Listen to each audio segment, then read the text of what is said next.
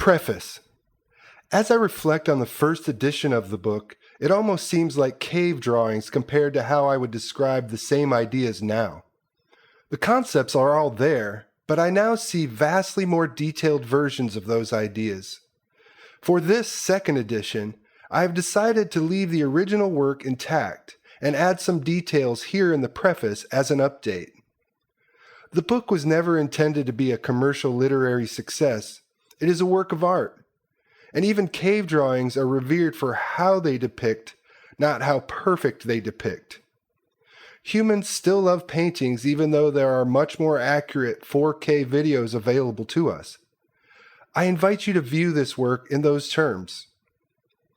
Early in the book, I ask you to change your mind. I believed a massive swing in viewpoint was the only way we could bring about the kind of change needed to fix all the ills of society. I now believe that massive change is inevitable. The abilities of quantum computers and artificial intelligence will force society to reckon with several dilemmas. It can seem a little scary, but there are also other technologies that will protect us from our own worst tendencies. It's not what quantum computers and artificial intelligence will do on their own that is the risk.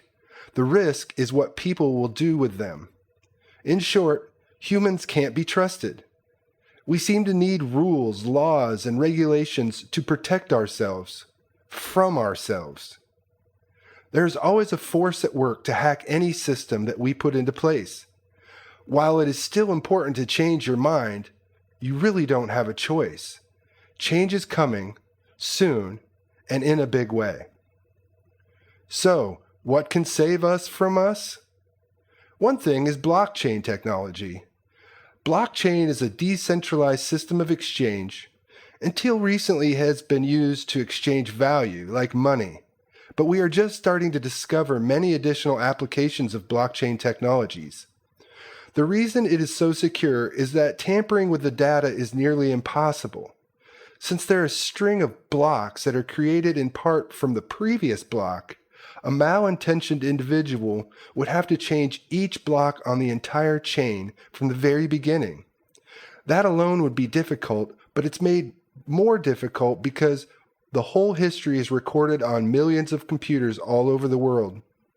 Because of the security of blockchain technology, it is a perfect environment to conduct a broad range of activities. Its efficiencies will lead to adoption by businesses, governments, and organizations. There are plenty of sources for more information on blockchain, so I won't go on about it here. In the appendix section, I outline a bunch of ideas that could lead to a better world. I now put many of those ideas into the category of a society by design. I believe that society can develop motivations and systems that work in harmony with the environment and the ideals of a free people. I describe a recipe for garbage, but I'd now like to add that this could be built into our consumer system. All the packaging and other trash could be designed to work together to decompose in a certain beneficial way. Society should invest into systems that improve everyone's quality of life. Capitalism and consumerism create a dirty world when left to their own urges.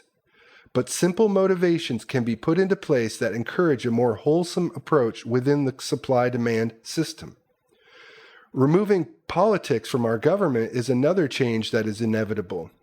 There is no good outcome when people form groups that aim to establish dominion over another group.